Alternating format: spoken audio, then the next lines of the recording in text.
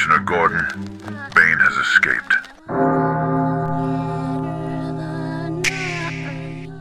They never understood what they were up against. They looked at your clothes, your silence, your setbacks, and they mistook it all for weakness, as if royalty ever needed validation from the crowd, as if thrones were voted on by peasants. But a king's soul does not shout. It radiates. It survives collapse, betrayal, exile, and still it watches. Still it waits. They can smear your name, steal your resources, banish you from every room. But they can't touch the way you sit in a chair. They can't mimic the stillness in your eyes. They can't imitate the weight of a man who's died before and came back cold and unrecognizable. Because once you've buried your old self with your own hands, there is no going back. There is no apology. There is only the kingdom you build with your scars. They don't get it. They think presence is loudness. They think power is display. That dominance needs to be choreographed. But kings do not advertise. They command. They don't wave for attention. The room quiets when they enter. That's not branding. That's earned silence. The kind that follows men who've sat alone for years, building what others consume in seconds. The kind that grows not from praise but from pain, digested, understood, weaponized. You don't get a king's soul from reading philosophy. You get it by facing days that feel like death and refusing to fold. Over and over and over. They tried to break you by attacking the surface. They poked at your reputation, your appearance, your delays, your flaws, as if kings live on the surface. They never thought to ask what forged the stillness, what built the patience, what cost you paid to walk this slowly without snapping. But you know the price of stillness is watching the world mock your pace while you carry empires in your spine, while your chest holds not lungs, but strategy, not breath, but lineage. You were not just surviving, you were preparing, because that's what a king does. He watches the game misread him. He lets them celebrate early. Then he shows up, not with a shout, but with a shift. And the ground remembers.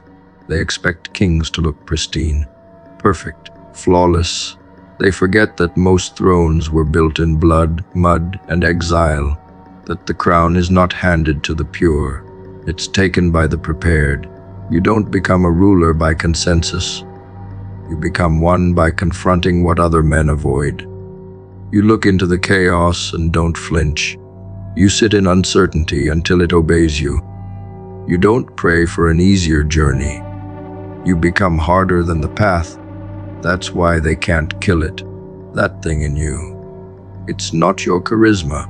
It's not your followers. It's your refusal to betray yourself when nobody would have blamed you if you did. That's what makes your soul untouchable. It was welded in the fire while theirs was airbrushed in the mirror. They still think your silence is doubt, that your lack of reaction is weakness. Because they've never met someone who isn't performing. They've never stood next to someone who doesn't need approval to breathe. They flinch when ignored because their identity collapses without applause.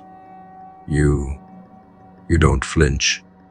Because your crown was internal before it was visible, and they feel it. They feel the dissonance when you don't react, when you don't prove, when you don't flail. They feel their own hollowness ricochet against your composure. That's what scares them. You've already won in the realm they still beg to enter. You lost the need to convince anyone a long time ago. That's when the shift happened. When your motives stopped being emotional and started becoming existential. You no longer move for approval. You move because not moving dishonors the soul you've sharpened. That's what makes you dangerous. Because they don't know what fuels you. They don't know your source code, and that ignorance terrifies them. Because all their moves are predictable. Brag, flex, perform. All your moves are inevitable. Quiet, focused, fatal. They may have louder names, more visible footprints, but you carry a crown they can't decode, because it lives in your energy, not your resume. They tried to end you by ignoring you, but they never noticed your rebirth schedule. They thought silence meant defeat. It didn't. It meant war plans were underway. It meant the chrysalis phase had begun. You don't announce your transformation, you embody it. And when you reappear, it's never with proof, it's with presence. You don't say, "I'm back." You let their envy finish the sentence. That's the royalty they don't understand, the evolution that happens when you suffer correctly, when you lose intentionally, when you sharpen every insult into architectural steel. You didn't survive. You remastered, you redesigned, you remembered. The difference between you and them is simple. They needed shortcuts to feel whole. You needed collapse to become whole. They rushed toward comfort. You walked into the storm. They bought identity. You forged it. And now you don't need to perform. Because your soul isn't for sale. It's sovereign. It belongs to the war, the rebuild, and the silence. Every scar is an insignia. Every pause is an instruction. Every day you carry yourself like royalty. The universe listens, because the universe was always looking for a king who didn't beg. Legacy isn't made in noise. It's etched in restraint. It's burned into history not by those who shouted the most, but by those who moved like they never needed to speak again. You don't lead by demanding obedience. You lead by becoming a frequency, a tone, a presence. That's what can't be killed. The identity that survives slander, exile, betrayal, and delay, and still returns with eyes that say, "I needed all of it." You don't run from your story. You make it your armor. You don't hide your losses. You build your fortress out of them. A man who starves in silence is always more dangerous than the one who feeds off noise. Applause is a currency of the insecure. They need the world's claps just to stand upright. Their identity is alone taken out on public approval. Remove the crowd and their soul collapses. But a king lives as if the room is already full, even when it's empty. Because he knows he doesn't orbit attention. He generates gravity. That's the difference. One moves for validation. The other moves because legacy demands movement. And legacy never begs. It carves. It haunts. It refuses to shrink into rooms where people clap more than they listen. That's why the king's soul is immune to popularity. Because he's never needed a mirror to remember his face. A man who needs applause will always play to the crowd. He will shrink to fit their expectations. He will dilute his genius to match their comprehension. That's how he loses the very thing he was born to protect, his original voice. You can't serve both truth and applause, because truth threatens, and applause soothes. You either speak to evolve the room or to comfort it. You either move the world or maintain its illusion. Kings speak in frequency, in tone, in seismic shifts. They don't soften their language for safety. They let their silence offend. Because anyone who understands the cost of becoming doesn't waste time asking for permission to exist. You weren't made to orbit small minds in comfortable spaces. You were made to reign in silence until the kingdom catches up. The applause addicts are always restless. They chase trends, mimic philosophies, decorate their lives with temporary echoes. But the king is still. He does not audition for acceptance. He architects his environment until it must accept him. He doesn't need applause because his actions echo louder than noise. His outcomes don't require marketing. They speak in ruined timelines, restructured rooms, and redefined standards. He doesn't measure progress by compliments. He measures it by how much silence he can hold while the world tries to interrupt. And most can't sit in that silence. It's too loud. It exposes what they lack. But a king builds his throne there. Because power doesn't need amplification, it needs containment. Small rooms love men who need them. They feed on dependency, they reward familiarity, they crown the tame. But a king who outgrows applause will always be seen as a threat. His refusal to seek approval reveals how hollow the approval was in the first place. So they'll mock his distance, mislabel his restraint. But what they can't do is stop watching, because even from afar, he pulls attention without asking. That's the royalty they can't replicate. The kind that moves like weather, indifferent, unstoppable, precise. The kind that outlives gossip, because while they spoke of him, he rewrote the laws that built the very room they clapped in. Applause will give you momentum, but take your direction. You'll move fast in circles, perform, entertain, burn out, and when the room moves on, you're left chasing ghosts of cheers that never mattered. That's the prison, a rotating stage for the soul that never stepped off long enough to build something eternal. Kings don't perform, they build. They wait, they return. And when they do, it's not for praise, it's for permanence. The kind that doesn't need a standing ovation, just a single moment that rewires everything. That's what a king's soul does. It doesn't trend, it transforms. You'll know who's destined to rule by how little they need to be seen, by how comfortable they are in isolation. While others chase optics, he sharpens silence. He studies his shadow. He perfects the mechanics of dominance without ever uploading the footage. Because real kings don't broadcast their becoming. They reveal it through impact. You can't track it in views. You see it in how people adapt when he enters. You hear it in the way sentences stutter when he's near. That's not applause. That's instinct responding to power. It's subconscious submission to someone who no longer requires introduction. Applause. Dependent men build shallow empires, loud foundations that crumble under pressure. The moment criticism enters, they break. Because applause never taught them resilience. It taught them dependency. So they quit when unseen, retreat when uncelebrated. But the king keeps building, even when the room forgets. Especially when it does, because he knows truth doesn't need affirmation, it needs architecture. Applause is a window, truth is a fortress, and kings don't build for views. They build for centuries, for silence, for rooms that cannot contain their weight.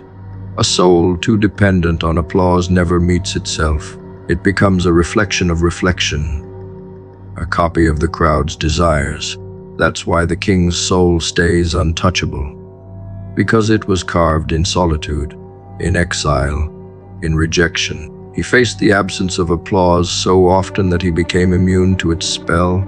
He doesn't need noise, he doesn't need praise, he only needs alignment, internal command, self-verification.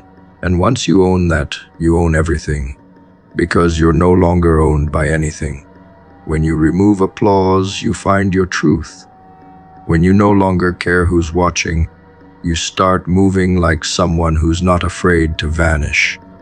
That's when you become lethal, not when they see you, but when you don't need to be seen.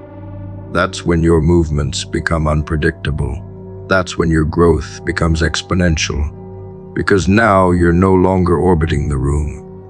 The room starts spinning around you. And every move is yours.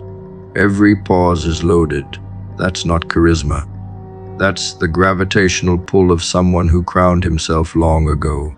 A king does not lower himself to the noise of insecure men. He has nothing to prove. His throne is not held by opinion or defended through explanation. He does not interrupt to reclaim his value. He does not raise his voice to be heard. His existence already speaks volumes. While others scramble to be understood, he watches. While they insult and perform and posture, he studies. Because he knows that truth doesn't scream. Truth doesn't interrupt. Truth is the gravitational pull that bends others to reality whether they accept it or not. A king doesn't engage in battles designed for the small-minded. He lets lesser men exhaust themselves in theatrics while he calibrates the board. By the time they realize they were performing in front of someone who had already moved the pieces, it's too late. The game ended 3 moves ago. Arguing is the weapon of the insecure, the addicted, the unseen. But kings walk with a clarity that burns through illusion. They don't participate in debates they've already outgrown. Because when you own your narrative, the world's reactions become background noise. A king listens not to respond but to remember. He watches not to win but to decode. He lets people show him who they are without asking. Because silence is the arena where the real game plays out. It reveals alignment, it exposes desperation, and most importantly, it filters noise from signal. Kings don't need to explain themselves. They are the explanation. Their presence does more than paragraphs ever could. That's not detachment. That's dominance. Truth doesn't panic. It waits. It doesn't chase. It stands. It doesn't interrupt. It remains. And those who live closest to truth do not get shaken by perception. They don't beg to be seen. They don't bend to be liked. They simply are, and that is the threat. Because a man who's not rattled by misunderstanding is a man no one can manipulate. Kings move through storms without rebuttal. They are not hunting justice. They are justice. And when lies are shouted, they do not shout back. They stay seated, because they know a throne sits higher than any courtroom. Their silence is not passive. It is surgical. Their stillness is not submission. It is surveillance. They already know how this ends. Those who argue often reveal the gaps in their identity. Every defense is a confession. Every overreaction a weakness made visible. But kings learned long ago that restraint is a higher form of warfare. When you let others speak uncontested, they tell you everything. You don't interrupt an opponent mid-lie. You let them stack their own coffin. Because real kings don't need the last word. They already own the final result. The moment you stop reacting is the moment your energy stops bleeding. That's when you regain command. That's when the atmosphere bends around you. And that's what they fear, your refusal to fight them at their level. Because the second you don't engage, their control dies. A man who always responds is a man still hoping to be understood. But kings don't live for comprehension. They live for legacy, and legacies are never written in the noise. They are forged in the refusal to dilute one's essence just to be palatable. Every time you argue, you shrink to someone else's frame. Every time you justify, you hand them the lens through which you'll be viewed. But when you stay silent, when you stay unmoved, the world has no choice but to face the full force of your being, and most can't. So they attack the absence. They project their confusion onto your calm. But that's how you know it's working. Silence breaks louder than sound. A king's mind is a courtroom of his own. He hears accusations without trembling. He processes chaos without inviting it in. Because the moment you accept a war just to be heard, you've already surrendered. You've entered their terrain. But kings build kingdoms by controlling terrain. They don't walk into traps. They design the battlefield, and the battlefield is internal. They don't need to explain what they've mastered. Their life explains it for them.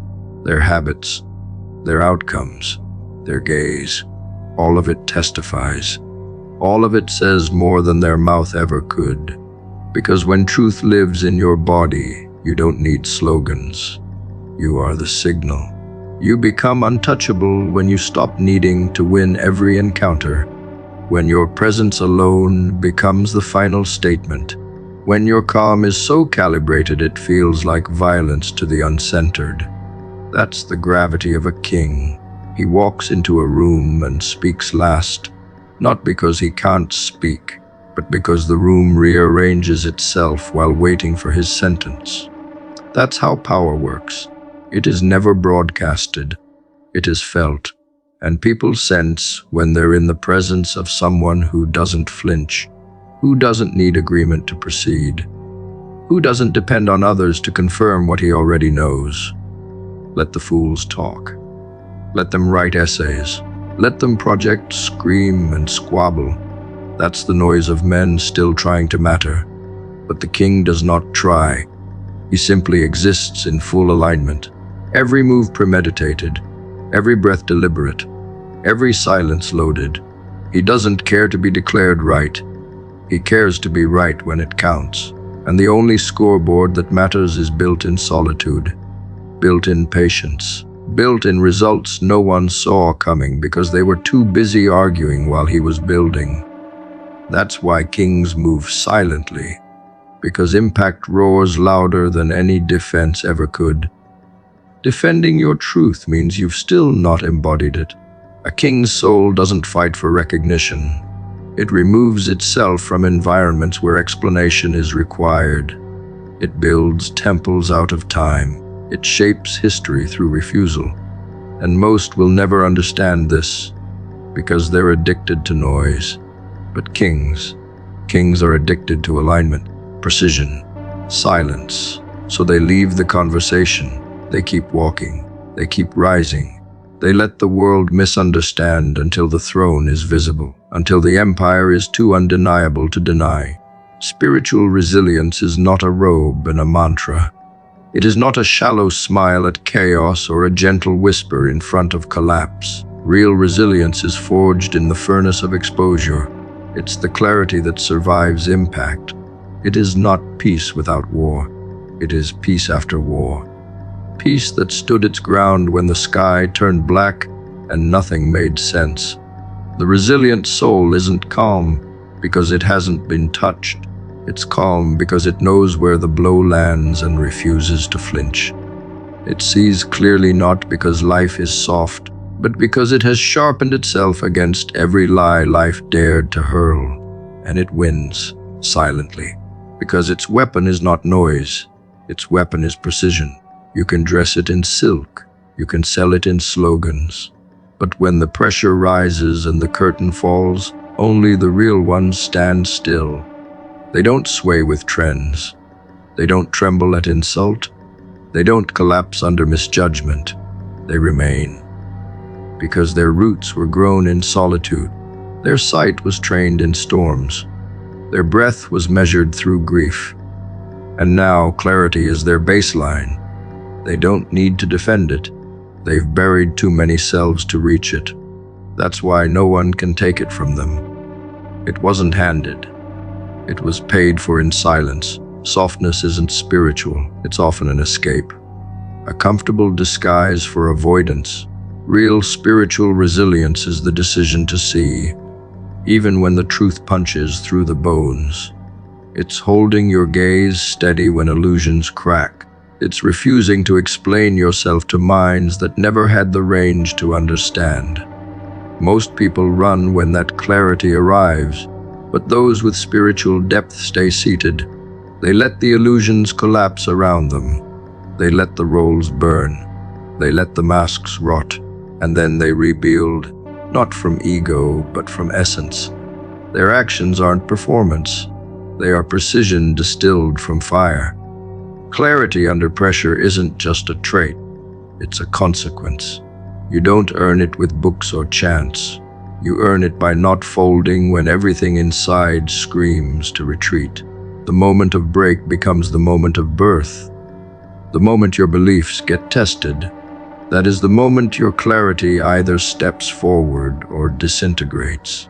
And the resilient ones have seen it too many times to fear it now. They know what they're made of.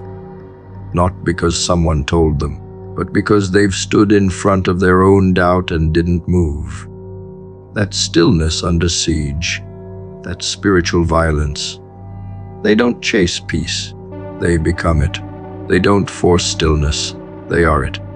Because their boundaries were forged in pain, and that pain didn't corrupt them. It calibrated them. Their vision isn't blurred by desire or panic. It's clean. It's surgical. They don't act from fear. They act from knowing.